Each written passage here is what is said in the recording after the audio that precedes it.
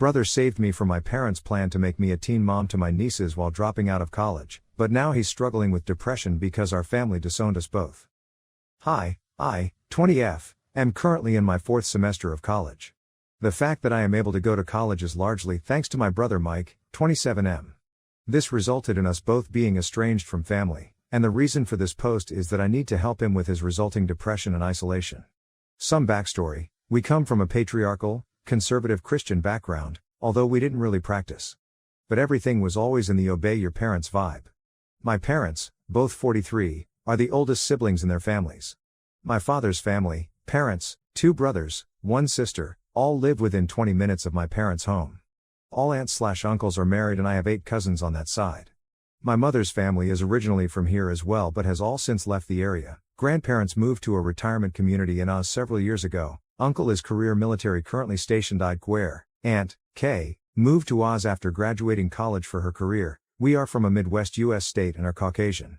This whole fiasco started when my older sister Lisa, 22F, was in college back in spring of 2020. Right before COVID shut down her college that March, she got pregnant after a party. She didn't know until after she was back home. In fall 2020, my senior year of HS, I started my college application process while my pregnant sister lived at home. Mike had finished school several years prior and had started his career about 90 minutes away from our hometown.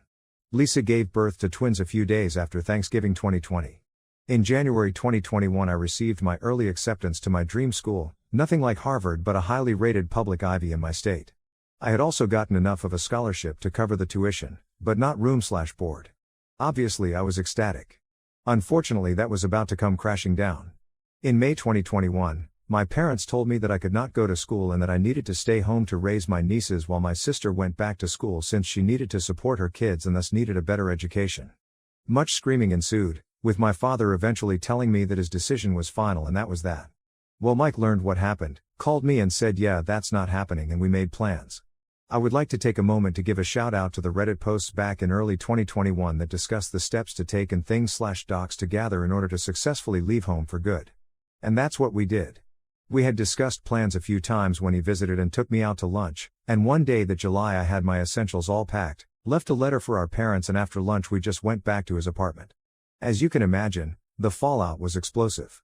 Starting with angry calls and texts and led to us both being disowned by the family for being disloyal. Mike had predicted this and we were both prepared for it, so it wasn't a surprise.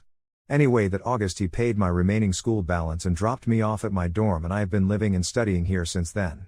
He has continued to pay my room/board and whatever else scholarships didn't cover ever since. I cannot thank him enough for what he has done for me. Since then, we have had pretty much no contact with our parents, sister and all aunts/uncles and grandparents on dad's side. I am still in contact with 2 cousins, F19, F17, who support me and think we made the right decision. We do have contact with mom's side, and have both flown out to Oz the last 2 holiday seasons to spend with them. This past holiday is when Aunt Kay first talked to me about her concerns for Mike that she noticed. They are very close. She is only 3 years older than him and we all grew up together in our grandparents' house, so they are like siblings, and I guess she picked up on some things that were off. The issue I need help with: Aunt Kay and I have noticed him seemingly becoming more depressed and isolated, and this is what I am hoping for some help in helping him. Mike is somewhat introverted and has always had a very small social circle, and a lot of his social outlet was with our extended paternal family. There were family BBQs very often, especially during football season when it was pretty much weekly. Throw in holidays, birthdays, etc. There were probably 2 big family events a month minimum. Mike was able to attend most of those, and he always tried to hang out with my dad and uncles even though they always acted lukewarm to him.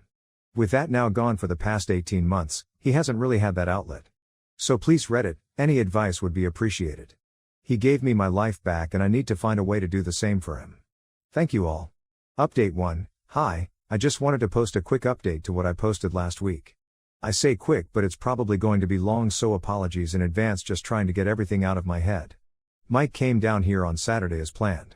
I had spoken to my Aunt Kay before this and she thinks if I gently asked direct questions and probed that he would answer. So that was my plan. My roommates knew the situation and what I was planning to do, and they were understanding and agreed to give us the app to ourselves for the afternoon. After he arrived and we ate, I just straight up said to him that Aunt Kay and I had noticed some changes to his behavior and that he seemed really down. He looked at me for a bit and then slowly nodded and agreed. I took this as a good sign that he would be open and honest with me. I said that I wanted to help him and to please be open and talk to me and that I wouldn't judge him for anything. He said okay. Then I pulled out my laptop and mentioned that I had made a post to Reddit about him and he gave me a very confused look. I sat down next to him and asked him to just read it and we can talk about it. Well, he basically broke down with his head in his hands after reading the title. So yeah, I guess it was pretty accurate. I just held him and said that we would talk whenever he was ready. After a few minutes he was able to collect himself and we went through the whole post together. Then we started reading the comments one at a time and talking about each one. He took all of the comments and suggestions to heart and we talked about how he can go about putting himself out there more, both dating and trying to make new friends. In typical nerd fashion, he even broke all of the ideas down in categories: outdoor, indoor, online, and is willing to give pretty much anything a try. The city he lives in isn't huge, but a quick look through its sub on here found a few things, so the opportunity is there. He seemed a little embarrassed, in a good way, about all of the praise he was getting. I knew he would be, but I just told him that other people see him for the wonderful brother that he is. There were a couple comments that mentioned suicide or drug abuse that I really pressed him on. He promised he wasn't doing drugs or drinking excessively. In all of the times I was at his place he never had more than a 6-pack of Guinness or some craft beer.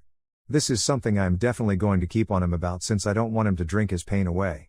He said while he never really thought about actually hurting himself, he said he sometimes feels lost and has dark thoughts that can really mess up his mood and that he was struggling and very frustrated with himself at times. He said that he often can't even look at himself in a mirror because he is embarrassed at where he is in his life, outside of work, compared to his friends. Really just that his closest friends have all moved on to the next phase of their lives and is stuck and feels left behind and not able to move forward. He is scared that he is going to turn into one of those people that have their own dedicated sub on here. He often just drives around the city after work for hours because he doesn't want to go home, and every once in a while he said he has gone to bed with the thought that he didn't really care if he woke up or not. All of this scared me and broke my heart. He agreed that this isn't healthy, massive understatement to say the least, and that he needs to seek some professional help soon. We talked about his social life after college. He said that for the first couple years he and his closest friends and so's would meet a few times a week and travel somewhere together every few months. He separated from his GF of 4 years in 2019. He and his friends still met up after the lockdown started in 2020, but it became less and less frequent as the friends were becoming more involved with their so's and later kids.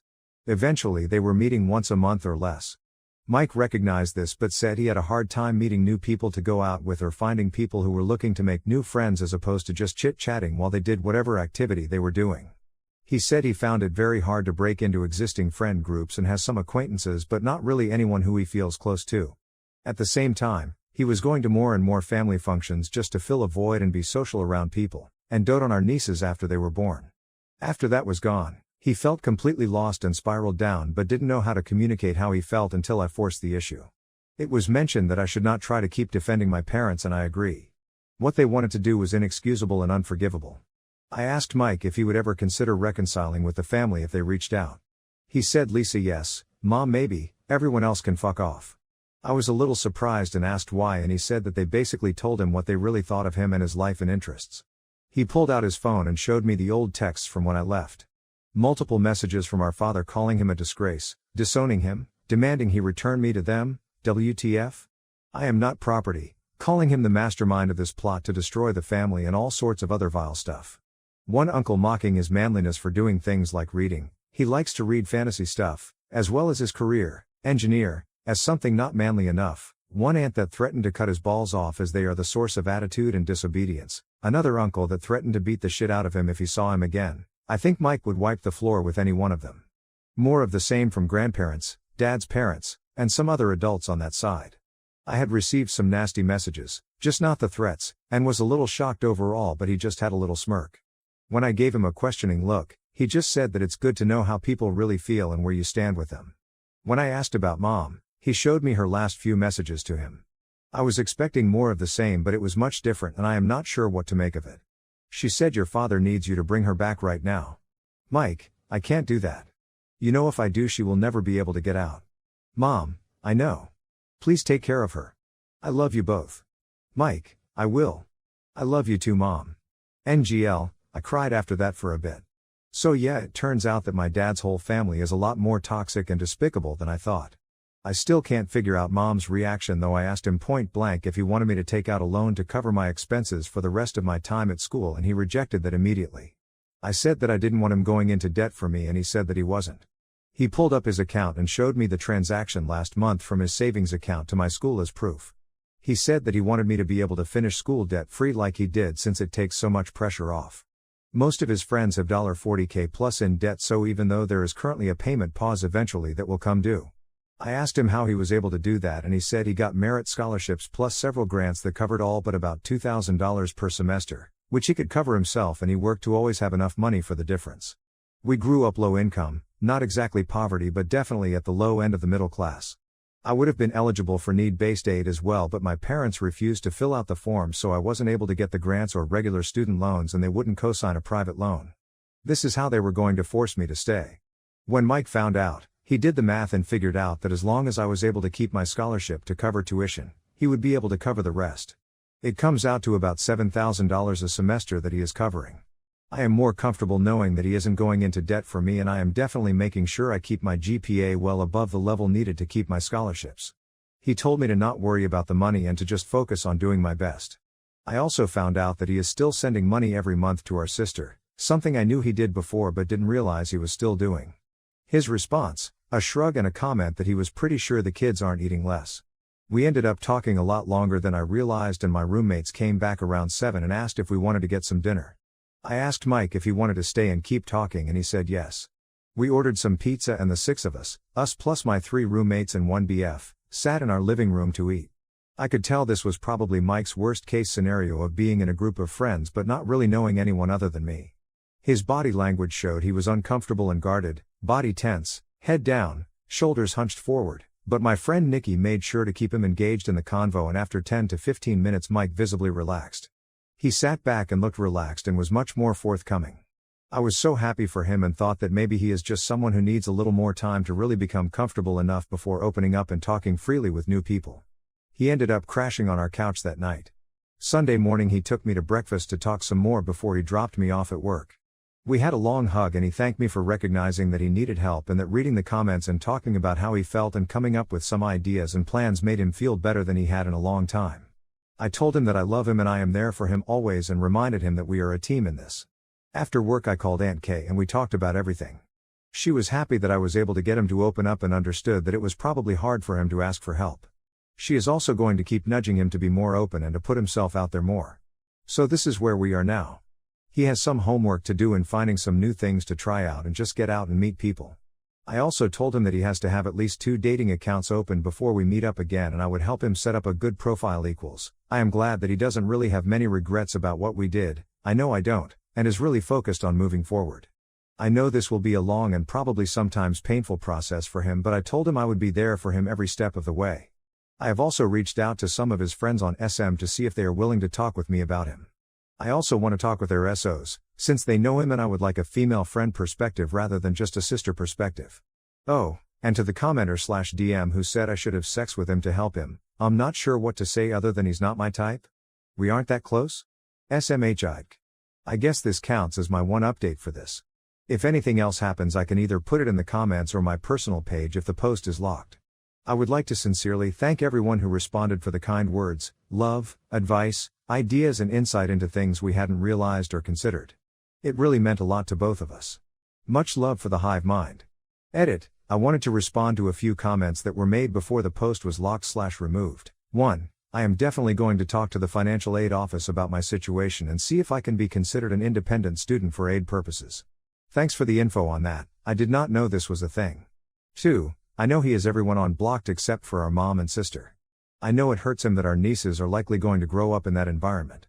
3. The uber controlling part of my father didn't really come out until our grandparents, mom's parents, permanently moved to Oz. I think since we were all living in their house, it was Grandpa that was the man of the house. Mike was already in college when that happened, so he didn't get the full extent of it. This also coincided with my sister discovering boys in 8th grade, so it could be a combination of both. My male cousins, 15 and 16, are already going down the path of my uncles and how they treat their older sisters, and it makes me sad that thought process is continuing. 4. He was always a great brother to both my sister and me. He doted on us when we were younger and made time to be with us. When he got a job and then when he came home to visit from college/work, he would take us both out individually for ice cream or something just to talk. This is something Mom also did for all 3 of us. Even when we didn't have a lot of money, she took us out once a week to talk about whatever, even if we were just getting $1 MCD's drinks and fries to share. 5. I think the dinner/hangout with my friends was the first time I had seen him interact in a casual social way with people he did not know. It really helped me to see how he first acted, stoic and robotic, and then saw him slowly ease into the conversation after a while. My friends made a point to keep him involved. The BF, Rob, even got to talk a little about school stuff since Rob goes to the college that Mike did. They both went to my school's biggest rival. It was like as soon as he was able to relax and feel like a part of the room, he changed and was able to engage naturally. 6. He agrees he needs to treat his mental, emotional and social health with the same priority and focus that he uses to help those he cares about and work on building new relationships. It will likely be a long and sometimes painful process for him, but he knows he has support. 7. He is working on setting up an appointment with a therapist through his employer's EAP to help him work through some of the issues I brought up in the update. I promised him I wouldn't judge him, but some of the things he said really scared me and broke my heart that he kept so much pain inside. 8. I hadn't seen the family texts he showed me before. They are all from when we first left, he just never deleted them. I think everyone is right that my mom is suffering from emotional abuse equals I am worried for her, my sister and nieces in that regard. 9. I plan on, and have already started, doing more FaceTime/phone calls with him instead of just text to try and make a more personal connection with him. More info about Oops family. I realized after my original post that I was way too close to the situation to give an accurate assessment of my family dynamic. I was trying to defend my parents at one point, so I learned a lot by going through the comments here, and it made me think. Yes, my parents preached a lot about being a good Christian, obeying your father, etc., but there was more to it that was pointed out. I feel my father's family is a lot more narcissistic and controlling than is typical in our community. My mom's family was from the same church and were far more moderate. So looking now, it's hard to separate the church from the family. But in the end it probably doesn't really matter. For sure, my father was the oldest son, even among his cousins, and was expected to set the example for the rest of the family. That didn't work out so well and was embarrassing for the whole family. My father wasn't able to get any further education after high school and has basically worked low-wage jobs his whole life. In some contrast, my uncles all went to trade schools and make a much better living than my father, another hit to his pride. My mom eventually got some computer/office software training after I went to school and got a much better job. She make more than my father now, but not so much more that she could support my sister/nieces on her own. My father does not want to raise more kids. He felt he was almost done. I was a senior about to graduate, and the girls were a lot more to handle than expected. This was also mentioned in the comments and is absolutely true. My father and uncles, and apparently my M15 and M16 cousins, act somewhat like an R-rated version of King of the Hill, where they stand around, drink and basically mock and talk shit about everything and everyone they don't like. My cousins are starting to turn into my uncles, and my two older female cousins, F17 and F19, are desperately trying to get out as well. Lots of talking about family members, not just my brother, behind their backs, and lots of drunken boasting. Specifically related to my brother, I think some commenters below are correct that a lot stems from jealousy that he makes more right out of school than they will probably ever make in their current paths. My uncles definitely think that any kind of office job is not manly. I have heard this line many times related to Mike. One thing I will give my father credit for is that he totally supported Mike's career path. There are plenty of other things my father had issues with, but the job was not one of them. I apologize that there was confusion on this. They all openly mocked Mike for his interest in reading, computer games and robotics. He was part of our school's robotics club. They also didn't like that Mike did not like to do things like go hunting or fishing. They all seemed to forget that Mike also played football and was a starter at linebacker for our HS team. I don't know how to explain what a linebacker is to someone who isn't versed in American football other than someone on a seek and destroy mission for the person with the ball. This is somewhat why I think Mike would tear any one of my uncles apart.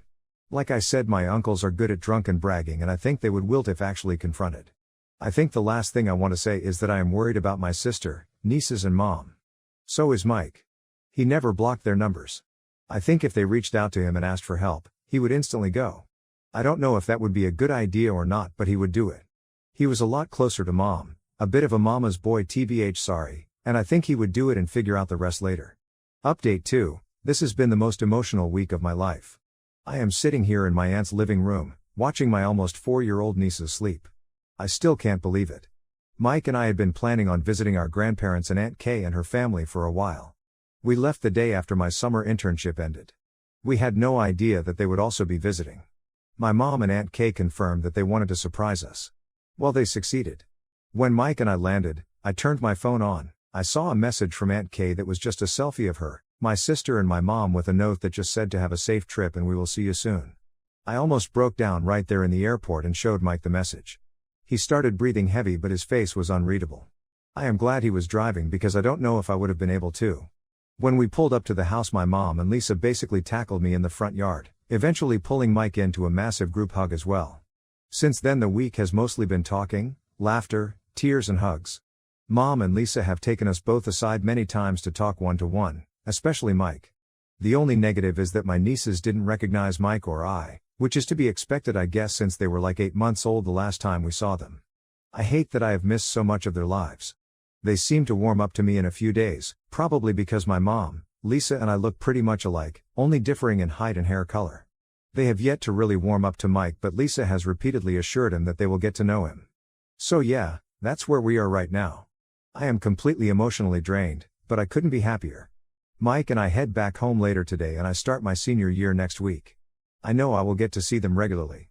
I am glad my mom finally told my father that she is going to have a relationship with all of her kids regardless of how he feels. It feels like that giant void in my life is now gone. Thank you for anyone who has read and responded to my story. It has helped both Mike and I these last 18 months more than you will know. Love you all. Mini update, thank you. We are all doing so much better now.